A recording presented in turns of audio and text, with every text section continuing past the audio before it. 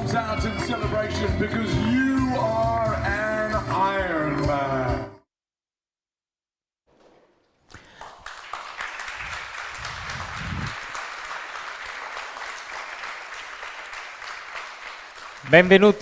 Benvenuti a Talenti. Questo pomeriggio, stasera, raccontiamo la sfida di un atleta che con le sue imprese dimostra che non ci sono limiti ma soltanto freni. Benvenuto a Stefano Ruaro.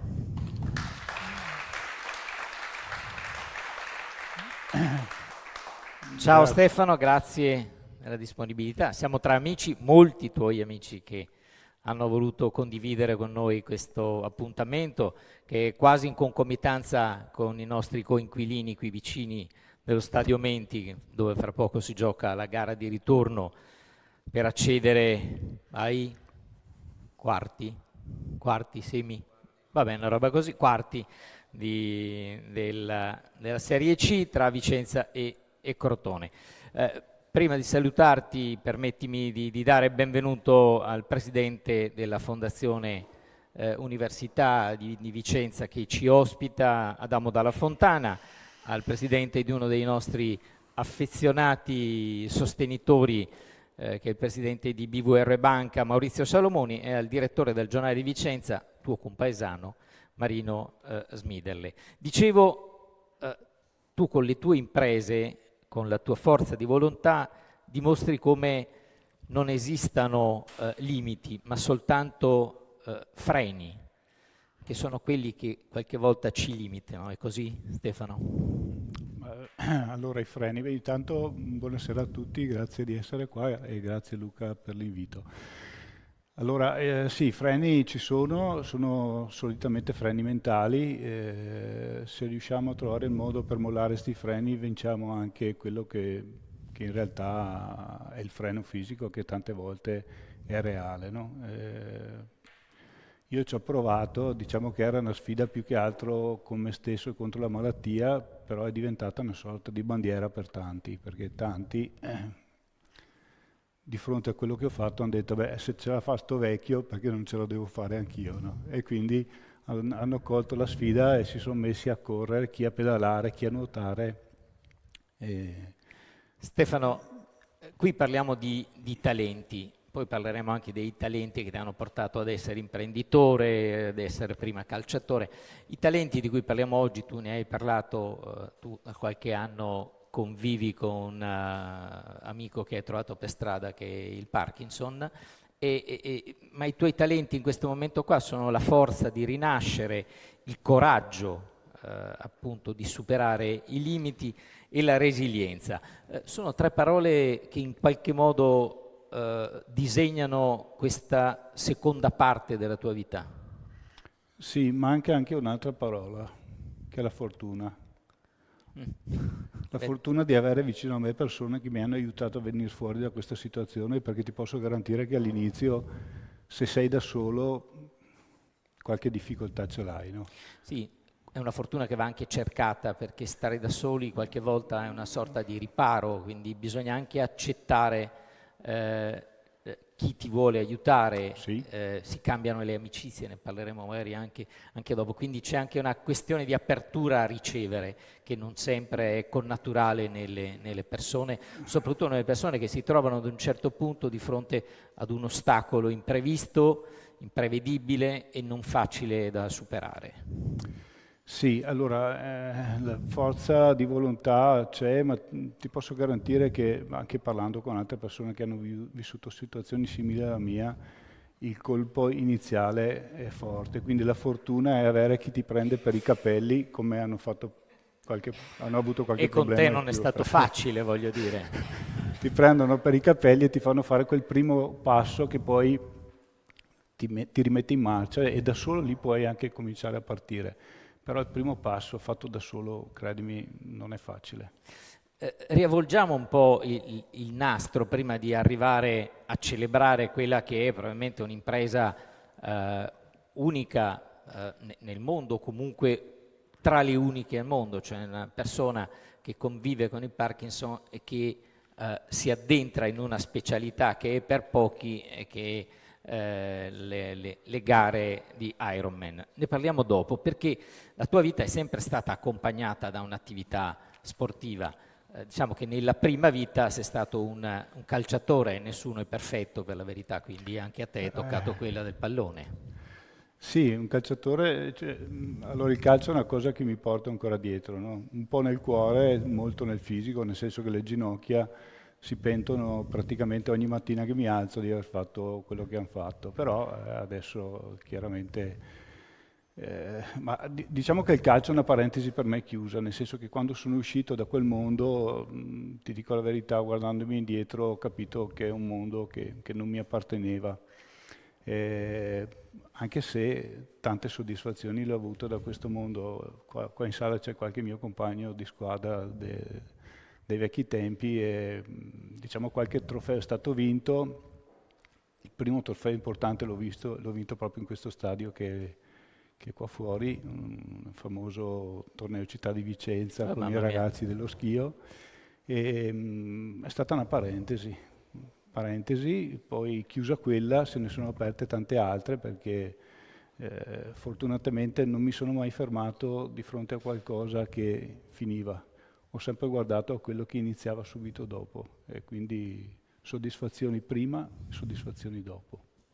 Molti non ci crederanno, probabilmente faccio fatica a crederci anch'io ho partecipato ad una città di Vicenza, l'ho anche vinto, per la verità l'ho vinto dalla panchina, quindi era già un segnale che avrei dovuto appendere le scarpe al chiodo molto prima di quello per cui mi sono reso conto di trovare il chiodo. Anche tu però quando hai appeso le scarpe al chiodo poi di calcio non hai più voluto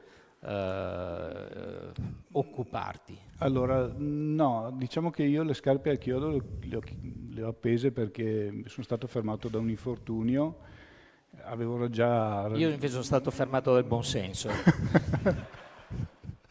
Vabbè, ognuno ha la propria compagnia. Sì, esatto, avevo più di 30 anni, quindi era comunque arrivato il momento di smettere. Per un certo periodo non ero convinto di volerlo fare, quindi ho fatto qualche anno di calcetto. Poi mi ricordo una partita che abbiamo fatto dove giocavo con ex compagni di squadra. Guardando la distinta iniziale abbiamo fatto il conto degli anni che avevamo, in 5 facevamo 200 anni, dall'altra parte in 5 facevano 100 anni. Ci siamo guardati in faccia e abbiamo detto questa è l'ultima partita e da lì ho smesso con il calcio. Sì, quindi il buonsenso magari tardi, ma è arrivato anche per te, devo dire. Una volta però fermate le scarpe chiodate ti sei dato al ciclismo, non un ciclismo normale, ma le gran fondo di ciclismo, giusto? Ho fatto molto... Ho visto qualche foto di bici appese a casa tua che non Sì, sì, sì. puoi fare una rivendita sostanzialmente. Quello lì è l'ufficio. Ah, è l'ufficio? Sì, sì, sì. Beh. Allora, gran fondo mountain bike però, perché mi è sempre piaciuto di più l'ambiente montano, quindi mi divertiva molto di più quel tipo di bicicletta, anche perché fortunatamente abitando a Schio, esci di casa, sei subito in mezzo ai prati, diciamo che c'è molto meno rischio di essere investiti e è una cosa che mi è sempre piaciuta. Poi anche lì ho trovato qualche compagno da sfidare e battere ogni domenica, non faccio riferimenti particolari. No, ma il riferimento lo sa, Sì, ovviamente. esatto. A proposito di gare, tu hai partecipato ad una manifestazione ciclistica che è molto particolare, sia per il genere di abbigliamento che viene consigliato e anche per il tipo di bicicletta che viene utilizzata, che è l'eroica. Certo. Sì, ho partecipato 5 volte all'eroica. L'ultima l'ho fatta dopo che avevo già avuto la diagnosi della malattia e questa te la racconto perché è una cosa particolare. Io ho avuto la diagnosi di malattia a luglio del 2020. Ero già iscritto all'eroica del 2020 che si corre la prima domenica di ottobre perché ci si iscrive un anno prima perché non si trova spazio. A luglio io ero convinto che ad ottobre non sarei riuscito ad andare a pedalare all'eroica perché mi vedevo in sedia a rotelle. In realtà ci sono tornato l'anno dopo. Nel frattempo avevo comprato un'altra bicicletta perché chiaramente serviva e quindi ti dico i primi mesi della malattia sono stati un po' particolari. Poi ne parliamo. Va detto che c'è lo sport, prima il calcio, il ciclismo, in mezzo c'è anche un'attività di lavoro particolarmente soddisfacente perché tu hai fondato un'azienda di robotica. Automazione industriale, Automazione. sì, che ultimamente abbiamo cominciato anche con la parte robotica, ma inizialmente era semplicemente un'azienda di elettronica. È un'azienda che è nata nell'87, io sono lì dal primo giorno, quindi diciamo che ha un po' occupato tutta la mia vita, no? Quindi al di fuori di quella che è la famiglia e lo sport, sicuramente tanto altro spazio non c'era perché l'azienda occupava decisamente tanto tempo. Stefano, tutto fila in maniera naturale fino al 2019, quando tu continui ad andarti ad allenare con un gruppo di amici, piano piano ti accorgi che il mese prima sei tu ad arrivare in cima alla salita e li aspetti, il mese successivo arrivi insieme, il mese successivo ancora sono loro che aspettano te e lì ti viene, ti si accende una luce di preoccupazione. Sì, perché ho subito pensato, beh, sto diventando vecchio, e ci può anche stare, però dopo ho detto, ma divento vecchio solo io? Forse no. In realtà era qualche anno che ogni tanto mi facevo visitare e capivo che c'era qualcosa che non andava. Ma questa è una situazione che capita molto spesso a persone che hanno malattie di questo tipo. Il percorso di diagnosi è un percorso particolare. Quanti anni avevi? 2019? 55. 55. Questo primo segnale ti porta ad una sorta di pellegrinaggio con varie visite, ambulatori, specialisti, nessuno ti dà un'indicazione precisa, quasi quasi ti viene da pensare di essere un malato immaginario, è così? Sì, sì, è effettivamente così. Poi a un certo punto il momento che mi ha scatenato, diciamo, la voglia di andare a sentire un neurologo, che figura che fino a prima non avevo mai sentito, è stata una sera, ero davanti alla TV con mia moglie, mi sono accorto che avevo il braccio che tremava e fatalità in quel momento hanno raccontato al telegiornale della morte di Pietro Anastasi, un giocatore di qualche anno fa, che era morto di SLA. E lì per un attimo vi posso garantire che ho avuto un po' di paura perché purtroppo quel tipo di malattia è abbastanza critica. E da lì sono finito da un neurologo, subito anche il neurologo aveva escluso particolari problematiche, dopo in realtà, visto che non mi fermo di fronte alla prima opinione, sono andato da un secondo e sono arrivato dove sono arrivato.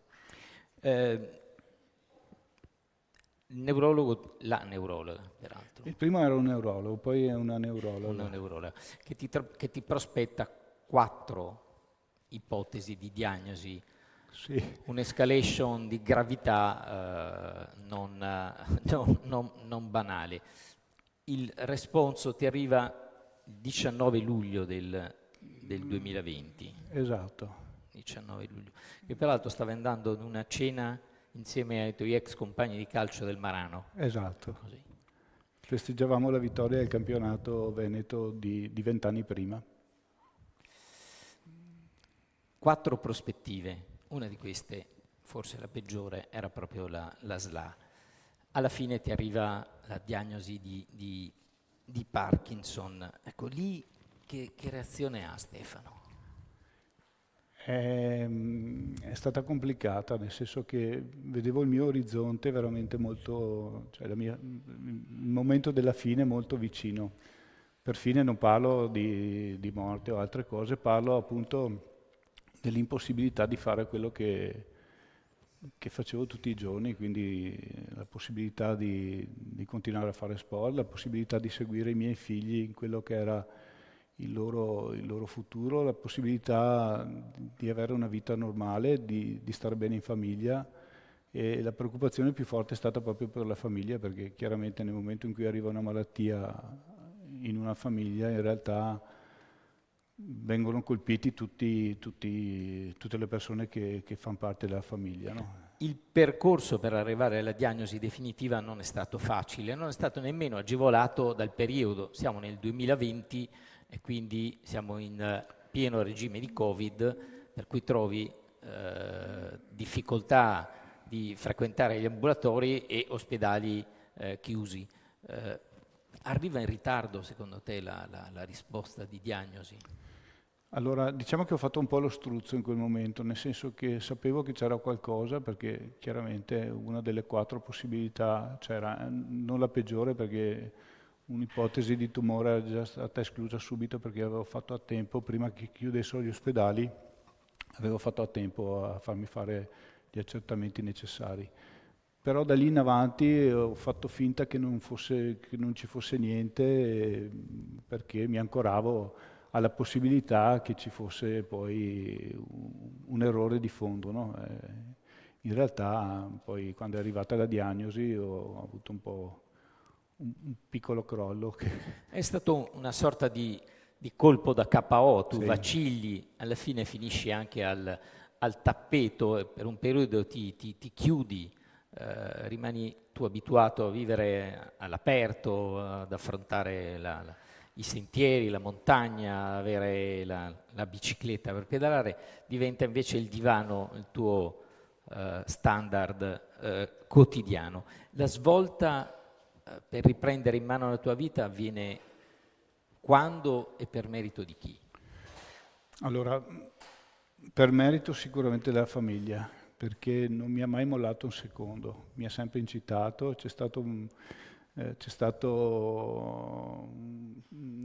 allora, diciamo che dormivo poco Posso immaginare.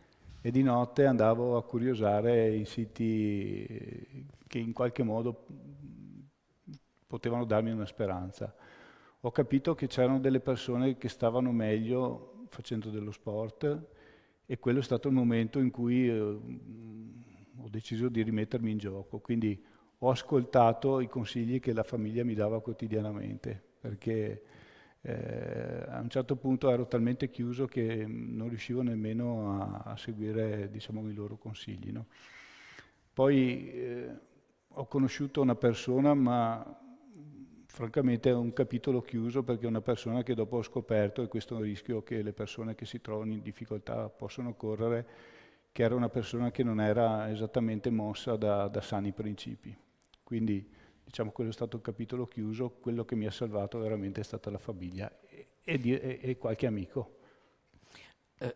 In quella parentesi in cui sei finito al tappeto, me lo dicevi prima, ad esempio, sapevi di avere l'iscrizione all'eroica e hai detto non ci arrivo all'eroica perché sarò già in sedia a rotelle. E una delle cose che ti portano nella, la chiamo disperazione, insomma, è un episodio molto singolare, quella che prendi tuo figlio, che è qui e che saluto, e lo accompagni per 200 km nei sentieri, Poco meno. Sì.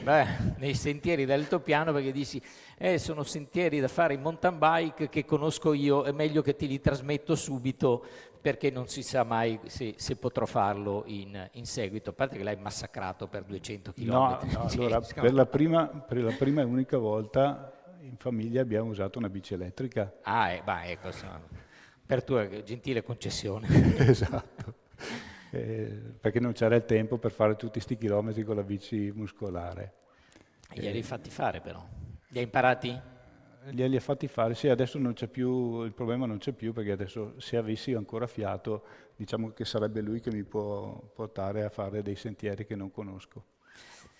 Ascolta, ti chiedo una cosa un po' più intima, perché nel momento della malattia c'è una prospettiva che cambia, ma c'è anche una quotidianità che si modifica. Alcuni di quelli che tu confidavi essere dei veri amici, in quel momento non li hai più sentiti tali. Voglio dire, la pacca nella spalla, questa l'ho letta in diverse delle tue interviste, non era una cosa che ti piaceva, era una sorta di commiserazione della quale avresti fatto volentieri a meno. Nella malattia sono cambiate anche le amicizie? Sicuramente sì. qualche amico, non direi che ho perso degli amici, semplicemente magari c'è un rapporto diverso, ok? E quindi magari anche loro sono in difficoltà a rapportarsi con me perché non sanno come rapportarsi. Va detto però che la malattia mi ha portato a conoscere tante persone molto positive e quindi alla fine, se faccio un bilancio, sono più gli amici che ho conquistato che quelli che ho perso, sicuramente. La pacca nella spalla? Ma sai, la pacca nella spalla serve è che in quel momento lì non sei disposto ad accettarla, perché cioè, è brutto da dirsi, ma vorresti che oltre alla condivisione del momento ci fosse anche la condivisione della malattia, no? Cioè se ne portassero via un pezzo anche loro.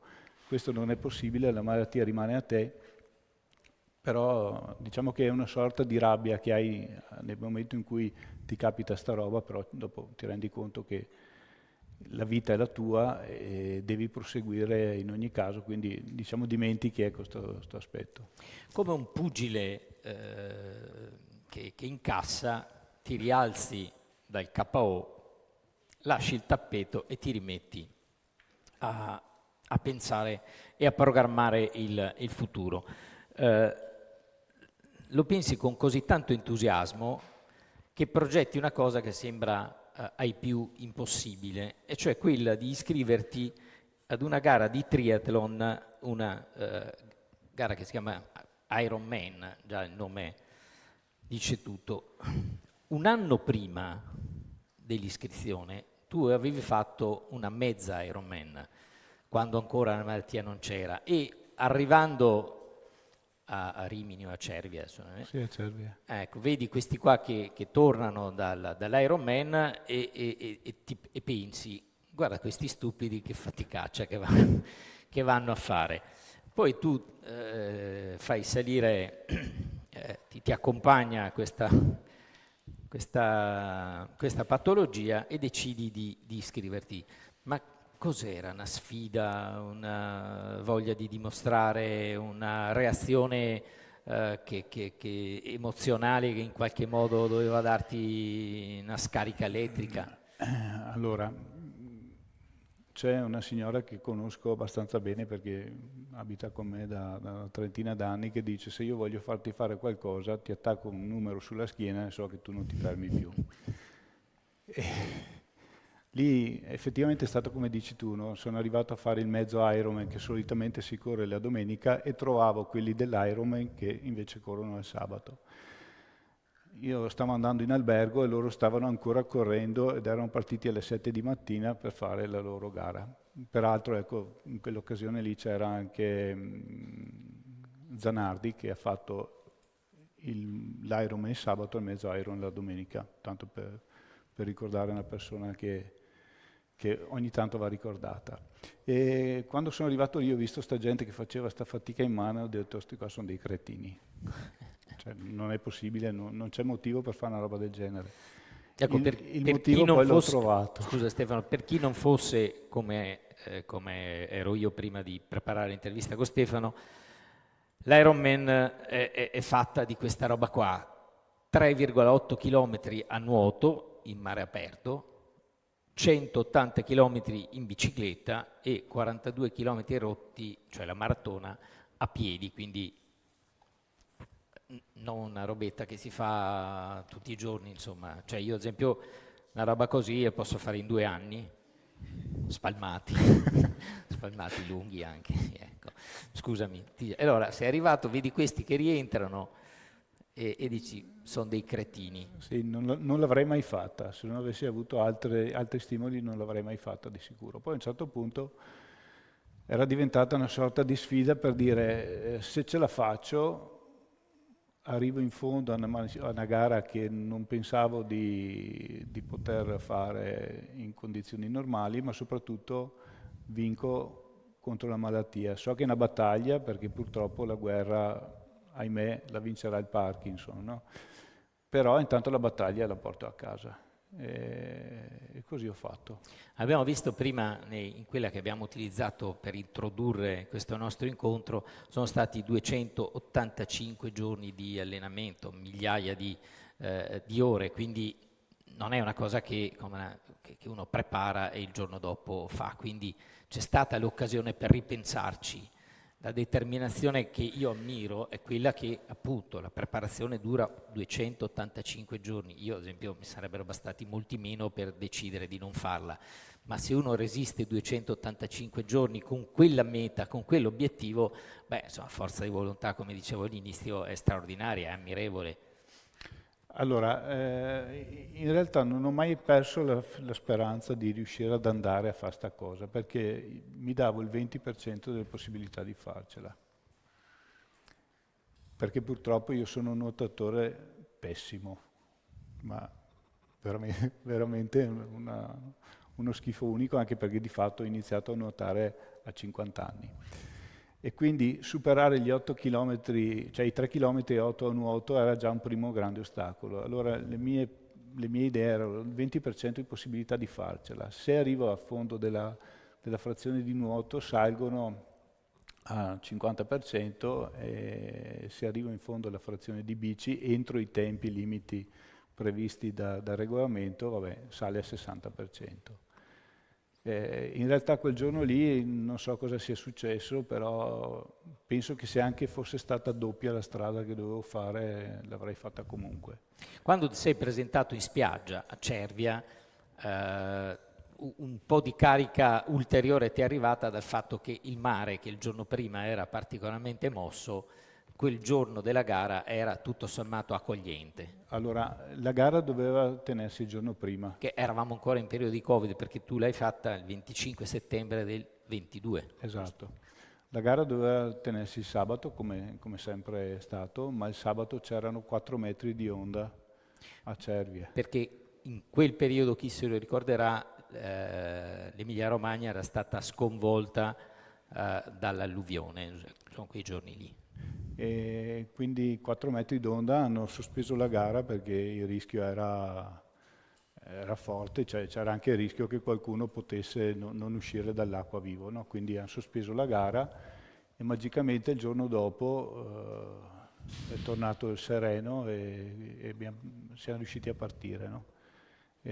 Vabbè, è andata bene così. Il giorno prima sarebbe stato il 17, evidentemente il 17 non era un giorno fortunato, quindi ci hanno spostato per quello. Quanto ci ha impiegato? 14 ore, 7 minuti e 28 secondi, che è un multiplo, sono tutti multipli 7, 14, 21.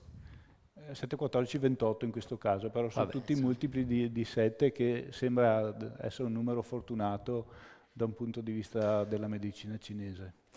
Tu mi raccontavi che avresti potuto anche completare l'Ironman in un tempo migliore se non fosse che nelle transizioni, cioè nel passaggio dal costume all'abbigliamento da ciclista e dall'abbigliamento di ciclista all'abbigliamento da maratoneta, ci ha impiegato molto, molto tempo. Diciamo che probabilmente se andiamo a cercare ho record del mondo da questo punto di vista, nel senso Della che lentezza nella transizione. Sì, nella transizione voi capite che si esce con la muta, ci si deve togliere la muta e indossare, no, in teoria non si dovrebbe indossare niente perché dovresti avere già il body sotto, salire in bici, partire e poi ecco.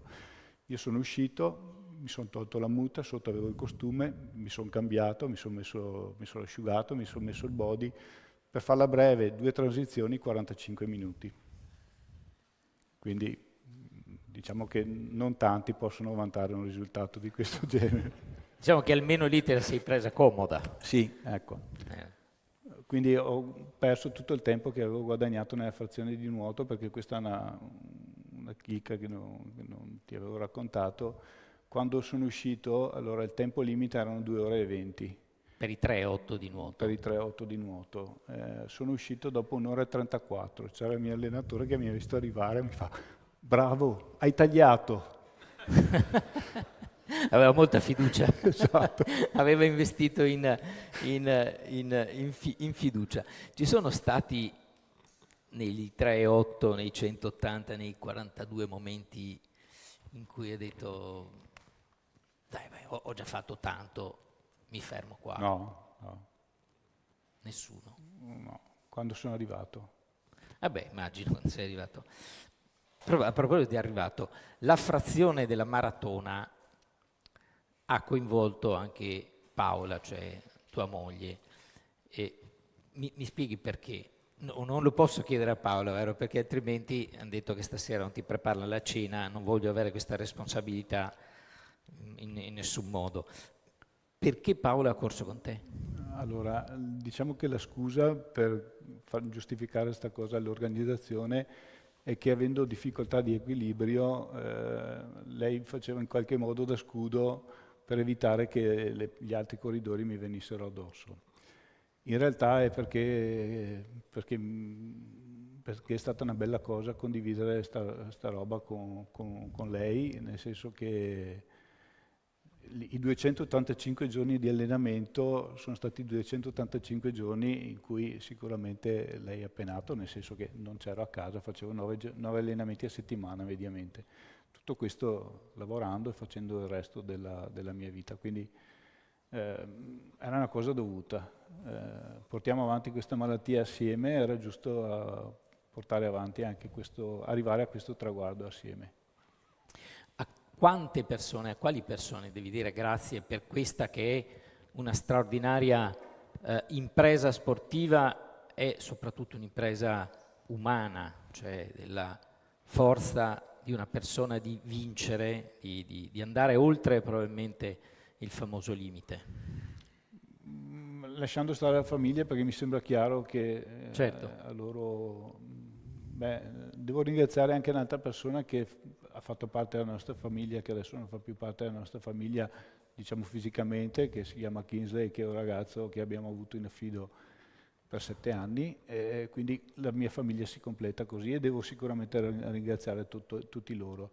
E poi direi tutti quelli che in qualche modo mi hanno accompagnato nell'avventura Indomitri, che è nata prima e che è stata un po' la scintilla che poi ha fatto scoccare la voglia di fare l'Ironman. Credo in occasione di quella gara, io ho visto uno striscione in cui c'era scritto tu hai imparato a nuotare, a pedalare, a correre, a noi stai insegnando a volare, che secondo me è straordinaria. Se avessi l'occasione adotterei per una campagna di sensibilizzazione, voglio dire, questa frase, che è fantastica. Ti rendi conto che hai aiutato, stai aiutando molte persone con o senza patologie a volare?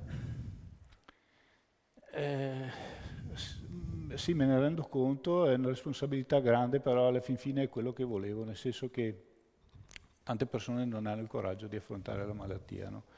E credo che sia il dovere di chiunque, nel momento in cui riesce ad avere un po' più forza di qualcun altro, credo sia il dovere appunto di ognuno di noi aiutare chi non ce la fa. Diciamo che molto spesso ci si accorge di questa cosa solo quando sei colpito da qualcosa che ti tocca. Se non ti capita, se non la vivi sulla tua pelle, hai difficoltà a capire questo aspetto, ma nel momento in cui ti capita qualcosa ti rendi conto che tutto quello che puoi fare lo devi fare e lo vuoi fare.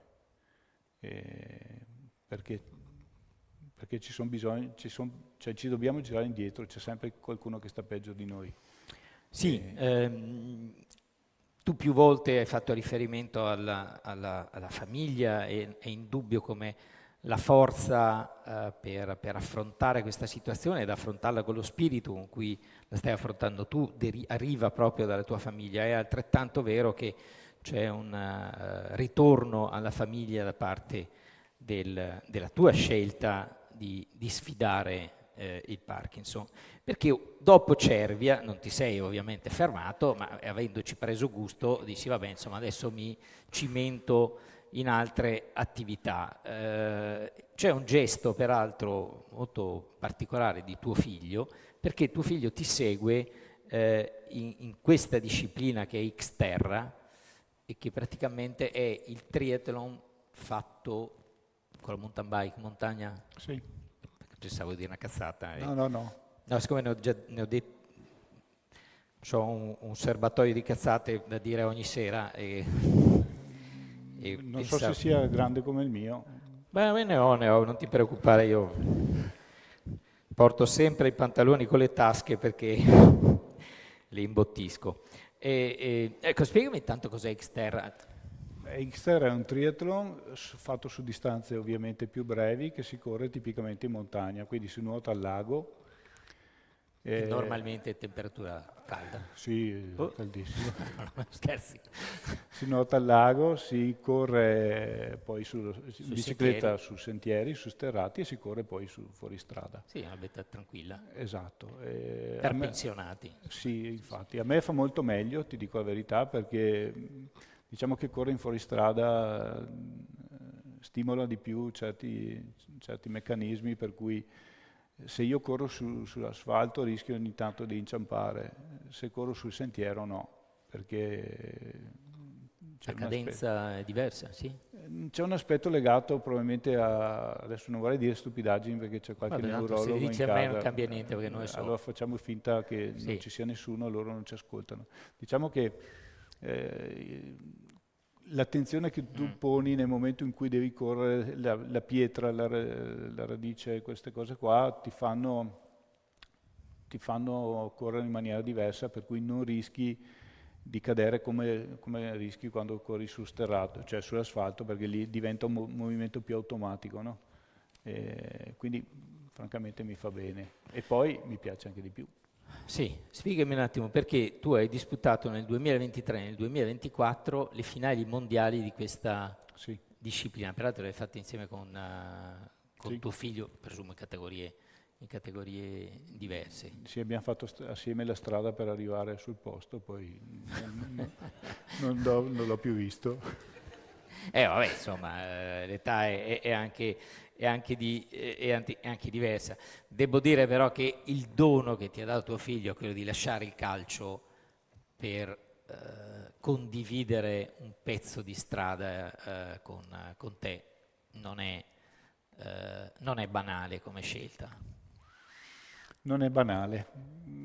A lui non glielo posso chiedere perché è l'altra parte della cucina, già con tua moglie perdi il primo, con lui perdi il secondo, con tua figlia perdi il dolce, e devi stare a stecca una sera intera per colpa mia, non mi prendo sta responsabilità qua. No, è un grande dono oggettivamente, insomma. Ma Sì. è un grande gesto, francamente penso si sia tolto anche qualche soddisfazione perché, allora, per qualificarsi al mondiale, nel caso mio io sono un atleta, un paratleta, quindi per riuscire a qualificarmi io dovevo partecipare a una gara del circuito mondiale e riuscire ad arrivare entro il limite di tempo consentito. Questa è la prima volta. La seconda volta non mi sono qualificato perché non avevo il certificato medico per poter gareggiare, l'ho avuto in ritardo, non riuscivo a qualificarmi e sono stato invitato dall'organizzazione. Quindi per me tutto sommato è stato relativamente semplice perché dovevo fare una gara e arrivare entro il tempo limite. Dico relativamente semplice perché quella gara me la ricordo ancora, giusto per parlare di nuoto, come si parlava prima, ho fatto 1,5 chilometri di nuoto al Garda in 58 minuti, che anche questo vi posso garantire è un record negativo che pochi possono vantare. E l'ho fatto quasi sempre appeso alla barca della giuria perché, scusate, dovevo vomitare perché mi ero dimenticato di prendere il Travelgum e quindi ero lì, mi fermavo da loro, mi dicevano ritirati. Tu, Io dicevo, manco no, per sogno. ritirati, no. All'ultima volta che mi sono appeso, mancavano 100 metri per arrivare, mi fa il giudice, ma non ti ritirerai mica adesso, no, vai tranquillo. Ormai sono arrivato. No, Ecco, neanche... però ecco, il bello di questa situazione è che quando esci, siccome non c'è più nessuno, innanzitutto è facile trovare la bicicletta, perché è È l'unica... la tua, è rimasta quella lì. E dopo hai tutto il pubblico per te, perché cioè, e quando mi vedono fuori, chiaramente dicono ma questo qua cos'ha? No? E quindi quando mi vedono arrivare, vedono materializzarsi sta roba, diventa una sorta di boato. Per la verità, c'è chi vince questo tipo di gare che poi non va a cambiarsi e aspetta che arrivi tu per abbracciarti al traguardo, è Sì, così? mi è successo una volta dove il nostro amico Spinazze, che è stato campione del mondo di triathlon cross, a fine gara ha vinto la gara e poi è rimasto lì ad aspettare che arrivassi io per farmi la foto. Dopo non ha più corso per 15 giorni perché essendo rimasto bagnato per... Si è preso la bronchite. Esatto. Ascolta, tu hai detto che un anno sei stato invitato perché non avevi l'idoneità. Ecco, avere l'idoneità, cioè per uno che fa l'Ironman, non è semplicissimo, giusto? Non è semplice, no. L'idoneità a gareggiare. No, in realtà l'idoneità dovrebbe essere facile da raggiungere, nel senso che è l'idoneità che io ho sempre avuto negli anni e che purtroppo hanno scoperto che c'è anche un piccolo problemino di natura cardiaca che adesso comunque sembra essere rientrato, nel senso che probabilmente mi ridanno fra qualche giorno l'idoneità e quindi vedremo cosa inventarci. Adesso non posso dire niente perché questo sarebbe un ulteriore motivo per non mangiare stasera, quindi Sì. insomma... Cioè, quindi non fai promesse, No, non fai annunci di nuove gare, ma no. ne parliamo dopo. Adesso noi abbiamo visto e ti abbiamo ascoltato, insomma, in queste che io considero delle straordinarie imprese di carattere fisico, oltre che mentale, insomma, ci vuole grande concentrazione. Il Parkinson, come si riesce in questa situazione a gareggiare? Allora, Quanto incide negativamente la convivenza con questo tipo di disturbo che inevitabilmente credo tu possa avvertire durante una gara? no, Non lo avverti? nel senso che mi dimentico di essere ammalato in quel momento lì. È chiaro che vedi che ti supera chiunque, perché ho visto gente assolutamente improbabile superarmi, no? Cosa che magari qualche anno fa mi avrebbe dato fastidio. Adesso non è più un problema, io gareggio non per arrivare primo, ma semplicemente per arrivare. E quindi diciamo che il Parkinson mi dà fastidio in tanti momenti, ma sicuramente non quando faccio sport. Ecco, a proposito di fastidi, sono 5 anni, Sì. oramai 5 anni che è iniziata questa tua seconda vita. In questa patologia non si può sconfiggere, si può contenere in qualche modo attraverso l'assunzione di una serie di farmaci che permettono di tenerla sotto controllo, che hanno degli effetti collaterali, ad esempio uno è il microsonno, giusto? Sì. Che tu avverti più nella quotidianità e non avverti quando fai attività sportiva ad alto livello? Allora, nella quotidianità sì, nell'attività sportiva non succede, o meglio non è quasi mai successa, è successa proprio il giorno dell'Ironman, mi sono addormentato in bicicletta e stavo arrivando in una semicurva per cui fortunatamente mi stavano doppiando i primi perché era un circuito da 90 km, quindi i primi stavano doppiando, io ho sentito un urlo, mi sono, come dire, scosso e mi sono accorto che stavo uscendo di strada, ero con le ruote praticamente in prossimità del ciglio e sono riuscito a rimanere sull'asfalto. Da lì è partita una scarica di adrenalina e poi ho cominciato a dormire 3 giorni dopo per quello. Hai immagazzinato. Cosa che non è vera, perché dopo ho dormito anche in macchina, vero? Quindi gli effetti collaterali li senti più in ufficio? Sì, nella quotidianità, sì. Nella quotidianità. Quello è un problema perché in certe ore del giorno, diciamo, la macchina è meglio non usarla, però dai. Il Parkinson, per farla in breve, e perché questo conosco e questo dico, è dovuto ad una carenza di dopamina. Con lo sport, facendo attività sportiva ad alto livello o comunque facendo attività sportiva così continuativa come fai tu, il miglioramento ce l'hai dal punto di vista psicologico, quindi mentale o fisico? Allora, mentale sicuramente sì, perché fare una cosa che è gradevole, che ti piace, aiuta, indipendentemente che sia sport, che sia qualsiasi altra cosa che a uno piace. Quindi io credo che l'importante sia rimanere attivi, no? Da un punto di vista fisico anche, non so, ripeto, ci sono qua dei neurologi, quindi non vorrei essere poi bacchettato.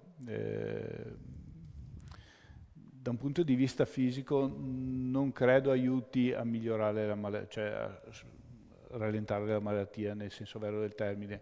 Da quello che so io, quello che succede è che innanzitutto produci più dopamina, quindi che ti serve in quel momento, e poi tieni attiva una parte del cervello che non è la parte che viene aggredita dalla malattia, che ti aiuta a sopperire la difficoltà che viene appunto creata dalla malattia stessa. Nel momento della malattia e una volta rialzato dal capo e dal tappeto, tu cominci a lavorare per te stesso, ma anche per gli altri, e costituisci un gruppo no profit che è Open Space, No, Indomitri prima, e successivamente questa attività che invece è un'attività che con il tempo è diventata più strutturata, sì, e oggi che è attiva a Schio, sì. giusto? Ci spieghi un attimo, possiamo anche vedere magari, ma solo scorrere le immagini che riguardano Indomitri e Open Space. Allora, Indomitri, che praticamente è un neologismo creato, praticamente siamo gli indomiti del triathlon, perché inizialmente l'idea era quella di far fare triathlon a persone che avevano delle difficoltà. Poi ci siamo resi conto che le persone che si approcciavano a noi avevano tante cose in testa, ma sicuramente non quella di fare triathlon.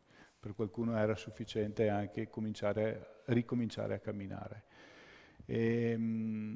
Allora c'è bisogno, diciamo che è molto utile lo sport per questo tipo di malattia, e quindi l'idea è stata quella di creare un posto in cui si potesse realmente fare sport, anche perché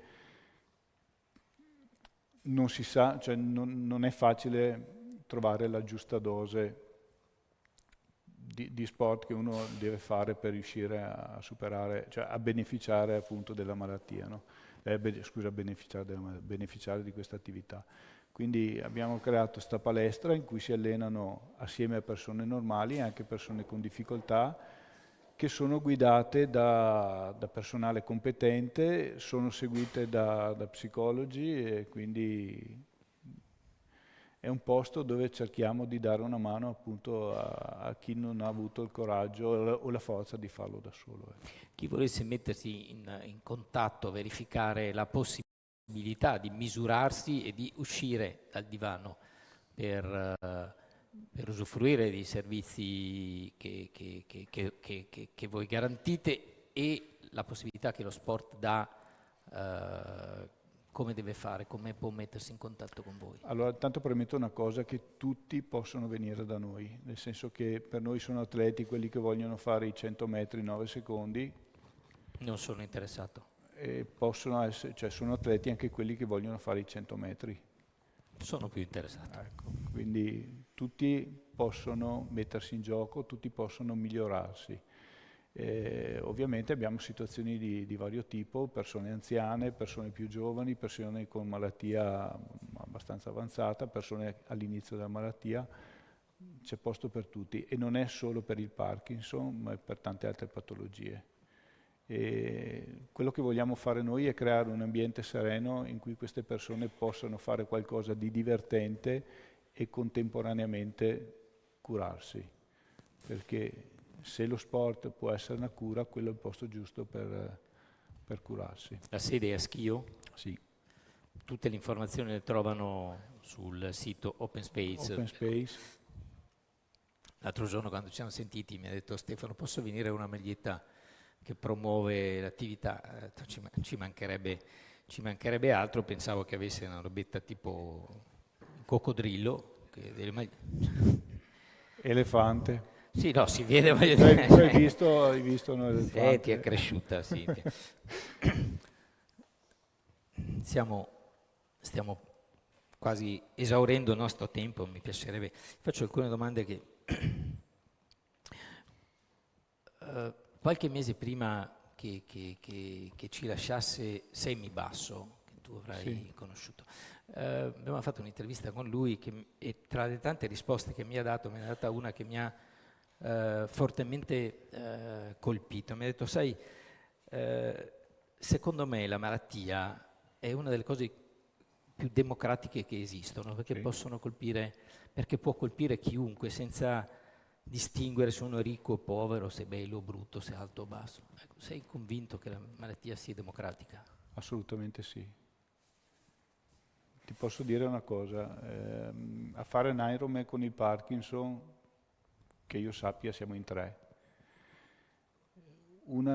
Sono 2 donne, le altre due americane, una è una Marines, l'altra è una signora che ha più o meno la mia età, che ha un curriculum da paura ed è praticamente rettore del Dipartimento di Medicina Sociale dell'Università di Harvard, quindi avrebbe tutti i titoli per non ammalarsi. In realtà è ammalata pure lei, quindi è È democratica. democratica. Hai avuto un momento in questi 5 anni in cui ti ha assalito e in parte vinto la rabbia, in cui ti sei detto, ma cazzo, perché proprio a me?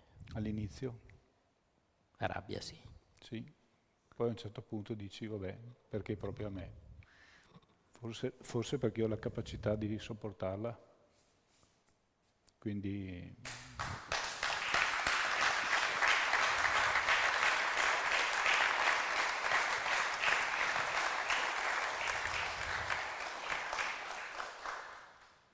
Stefano, eh, tu credi più nella ricerca o in un essere superiore? ma io spero nella ricerca e credo in un essere superiore. Poi, allora una volta mi è stato chiesto se continuerò ad allenarmi, no? Allora c'è sempre la speranza che un giorno arrivi quella famosa pillola che vai ad ingoiare Sparisce e tutto. sparisce tutto.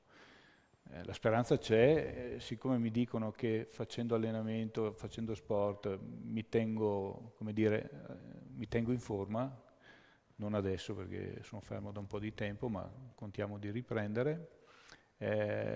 Io continuo ad allenarmi sperando un giorno di poter essere in fila davanti alla farmacia per poter prendere quella pillola, no?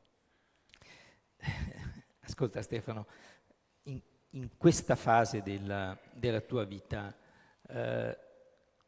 tu sei più curioso, più entusiasta o più impaurito del futuro?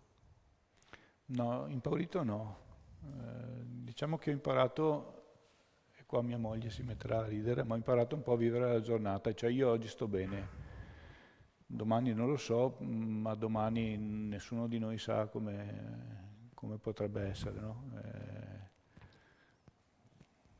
Cioè un platano può palesarsi di fronte al conforto di chiunque.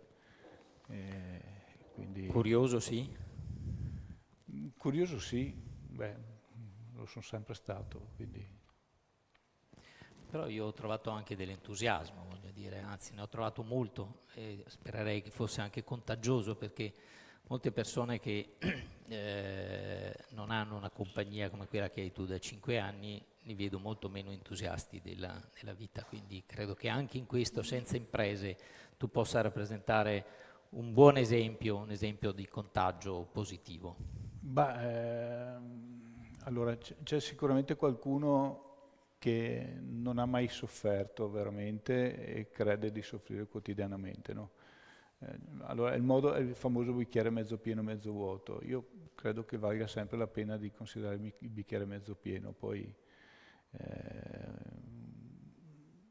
può capitare che anche chi vede il bicchiere sempre mezzo vuoto a un certo punto si trovi di fronte a una difficoltà reale e lì cambia la prospettiva. Uno comincia a diventare positivo, perché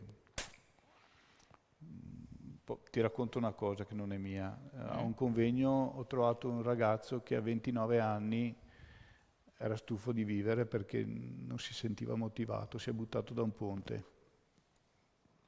Si è svegliato dopo 2 settimane all'ospedale senza gambe. Quindi, oltre la beffa, anche il danno. A distanza di tempo questo ragazzo è diventato campione paralimpico di canottaggio. A un convegno che abbiamo fatto assieme mi ha detto: Stefano, sembrerà paradossale, ma buttarmi da quel ponte è stato il più bel gesto che io potessi fare nella mia vita.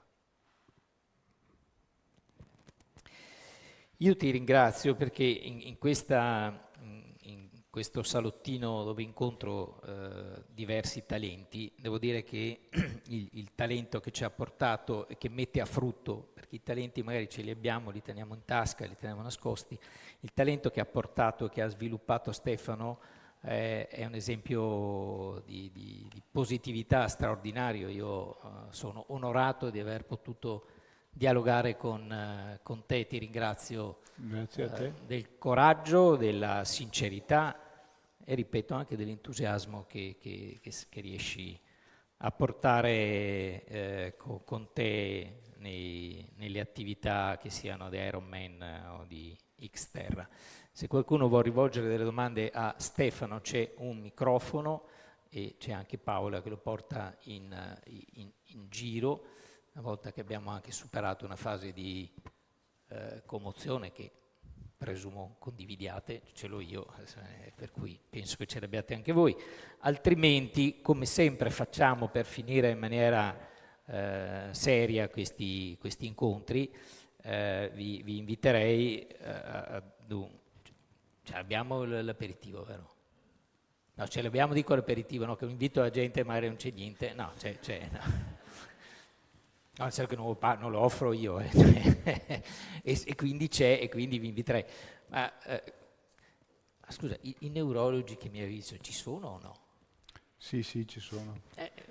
Da loro che volevo sentire se quello che ha detto Stefano è attendibile e se lo sport effettivamente...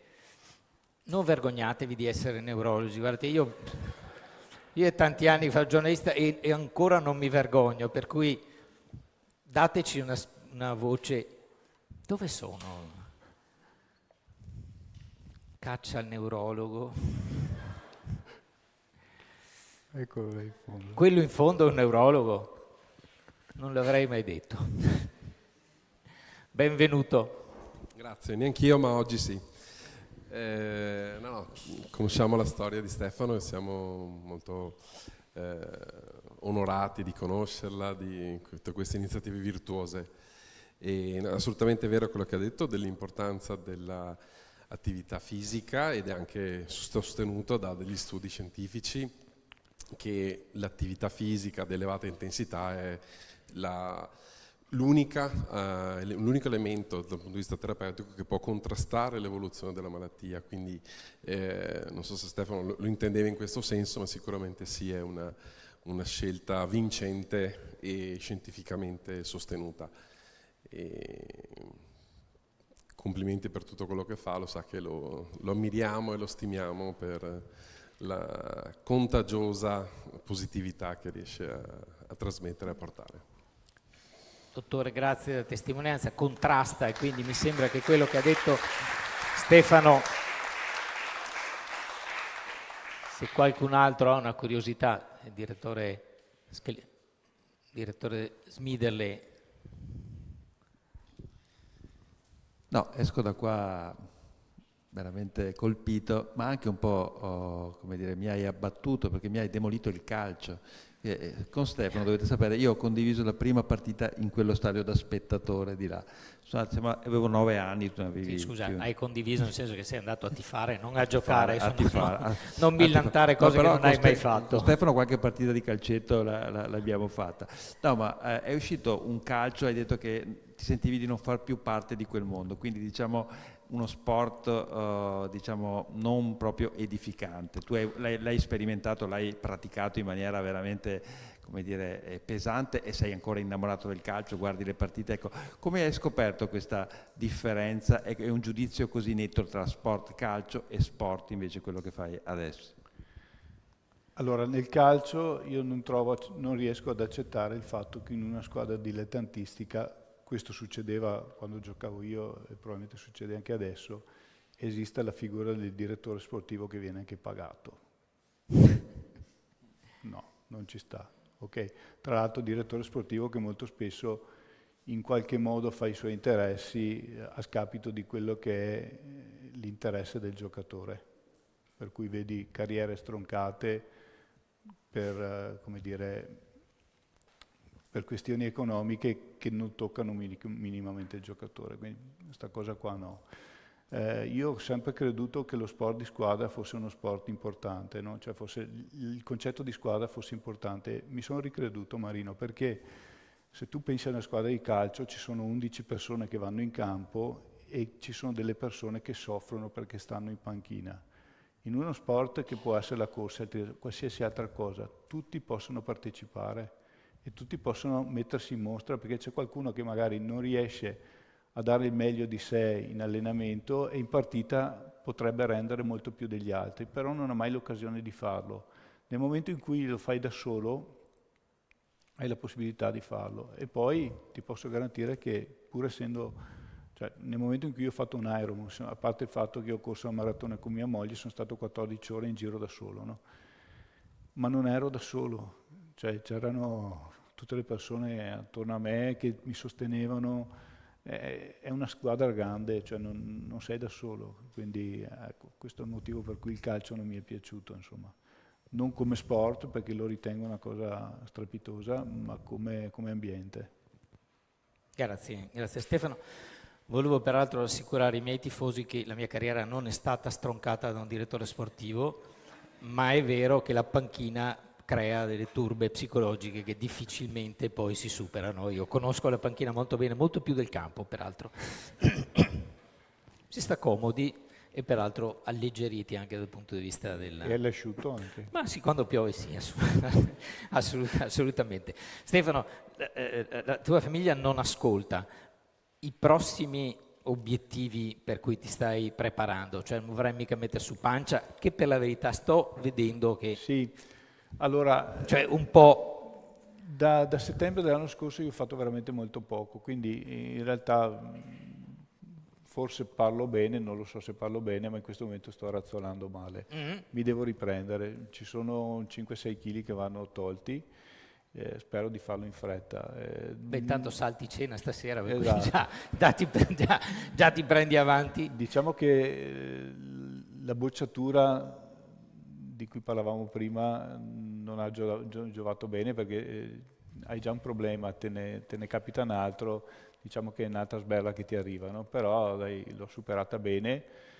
Più che altro non era il fatto di non poter più fare attività agonistica, ma il fatto di non poter fare attività, perché quando sono uscito dall'ospedale dopo che ho avuto una coronarografia, la cardiologa ho chiesto, beh, adesso posso ricominciare a fare sport. Sport? Poco e accompagnato. Allora, lì francamente, cioè, mi vedevo già col defibrillatore sulla schiena a dover pedalare, non è stato facile da digerire, no? Adesso spero di poter superare anche questa, di tornare a fare non niente di particolare, ma a essere libero di fare quello che mi sento di fare.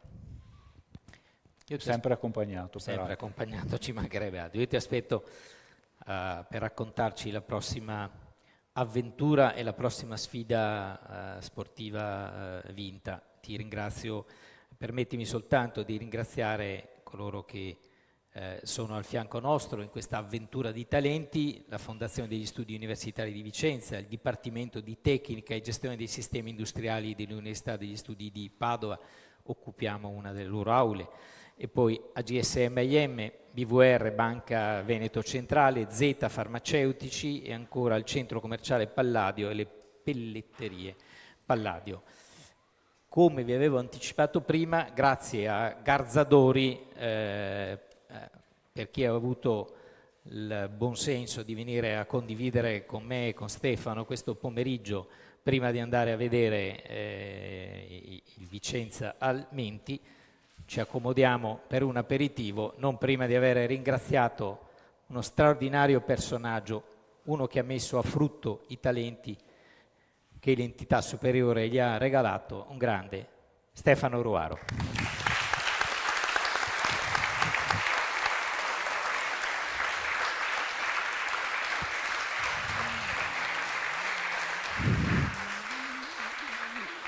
Che chiede la parola e io piccolo ovviamente... appello. Allora, noi in Open Space cerchiamo di aiutare persone che molto spesso non vogliono farsi aiutare. Quindi, se conoscete qualcuno che ha bisogno di noi, contattateci. Tutto.